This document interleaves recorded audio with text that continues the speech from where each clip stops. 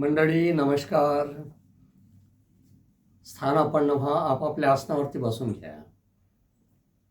मागच्या एपिसोडमध्ये आपण पतंजलीविषयी माहिती घेतली. पतंजलीचे अष्टांग योगाबद्दल माहिती घेतली. योगाचे 8 अंगाबद्दल आपण माहिती घेतली आणि त्यामध्ये पतंजली म्हणजे काय, पतंजली कोण, योगाचे प्रथम गुरु कोण, याविषयी आपण त्या दिवशी माहिती घेतलेली आहे. आजच्या एपिसोडमध्ये आपण एवढंच बघणार आहोत की योग प्रशिक्षक कोणाला म्हणायचं आणि योग थेरपिस्ट किंवा योग चिकित्सक कोणाला म्हणायचं, या गोष्टीचं आपण थोडक्यात चर्चा करूया. सर्वप्रथम आपण प्रार्थना करूया. दोन्ही हात जोडून घ्यायचे आहेत. डोळे बंद करा आणि पतंजलीची एक प्रार्थना आहे योगाबद्दलची. योगाचा वर्ग सुरू करण्यापूर्वी तिला आपल्याला म्हणायची आहे. योगस्य चित्तस्य पदेन वाचा मल्वा शरीरस्य च वैद्यकेन योपाकरोतं प्रवरं मुनीना पतंजली प्रांजलिराणतोस्मी. आणि आता आपण माहिती घेणार आहोत. योग प्रशिक्षक म्हणजे काय, त्याची क्वालिटी काय असायला पाहिजे, त्याचं प्रशिक्षण किती व्हायला पाहिजे, म्हणजे क्वालिफिकेशन आणि क्वालिटीज काय असायला पाहिजे आपण बघूया. योग प्रशिक्षक काय करतोय तर तुम्हाला एकल किंवा समूहाने योग शिकवतो, आसन शिकवतो, आसनाबद्दलची तुम्हाला माहिती देतो. या सर्व गोष्टीमध्ये मग योगा टीचरमध्ये क्वालिटी काय असायला पाहिजेत, आपण योगा टीचर कोणाला म्हणावं, ह्या साऱ्या गोष्टीचा आपण आता उहापोह करणार आहोत. योग टीचर पहिलं जर त्याची क्वालिटी असेल तर स्किल ऑफ कम्युनिकेशन, बोलण्याची कला, आपल्या विद्यार्थ्यांना समजेल अशी भाषा वापरणे.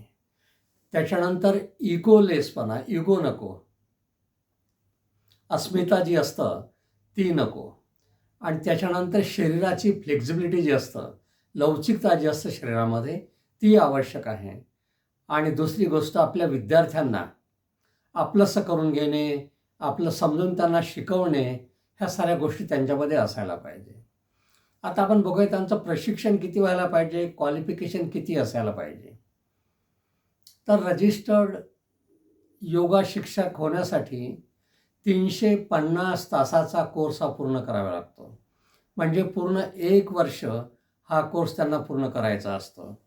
त्यामध्ये आसन आहेत, प्राणायाम आहे, यम आहे, नियम आहे, आसन आहे, प्राणायाम आहे, प्रत्याहार आहे, धारणा, ध्यान आणि समाधी, हे 8 अंग त्यांना शिकायचे असतात. त्याच्यामध्ये थिअरी आणि प्रॅक्टिकल हे दोन्ही क्लास अवलंबून घेतलेले असतात. दुसरं म्हणजे जेव्हा थिअरीचा क्लास असतो, थेरॅटिकल पोर्शन असतो, त्यामध्ये आपण योग फिलॉसॉफी घेत असतो.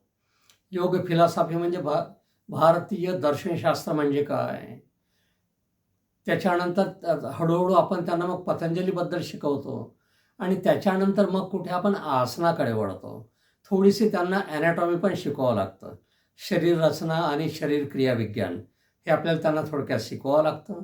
आणि तेव्हा त्यांना कळतं की शरीराच्या कुठल्या भागावरती कुठल्या आसनामुळे त्याच्यावरती परिणाम होऊ शकतो, हे त्यांना सारं शिकवलं जातं. आणि त्याच्यानंतर जे आहे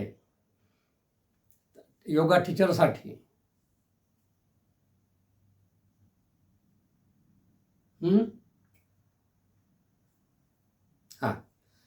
योगा टीचरसाठी त्याच्यानंतर जो पुढचा जो भाग असतो, मग त्यांना आम्ही वर्गामध्ये शिकवायला लावतो क्लासमध्ये.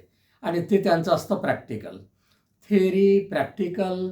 आणि त्याच्यानंतरचं जे असतं त्यांचा स्वतः योगा शिकवणे क्लासमध्ये, इथपर्यंत त्यांची तयारी करून घ्यायची असतं. आणि त्याच्यानंतर मग ते सर्टिफिकेशन झाल्यानंतर योग वर्ग चालवू शकतात, प्रशिक्षण देऊ शकतात. एकलपणे म्हणा किंवा सामूहिकरित्या त्यांना योगा शिकवतात. सुरुवातीला सर्वप्रथम ते तुम्हाला डेमॉन्स्ट्रेशन देतील आणि त्याच्यानंतर तुमच्याकडनं ते सर्व आसनं करून घेतील. तर ते सर्व आसनं तुम्हाला त्यांच्याकडनं शिकायची असतात. आणि त्याच्यानंतर जेवढे काही तुम्ही आसनं करणार आहात, त्या आसनाची ते तुम्हाला उपयोगिता पण सांगतील. प्रत्येक आसन केल्यानंतर त्याची उपयोगिता काय आहे, शरीरावर त्याचा काय परिणाम होतो. मित्रांनो, 5 मिनिटाचा हा एक व्हिडिओ आहे छोटासा. त्याच्यानंतर पुढचा जो आपण व्हिडिओ तयार करूया, त्याच्यामध्ये योग चिकित्सक किंवा योग थेरपिस्ट म्हणजे काय आणि त्याच्या काय क्वालिटीज असायला पाहिजे, याबद्दलचा आपण पुढच्या एपिसोडमध्ये तो विचार करू. तोपर्यंत नमस्कार.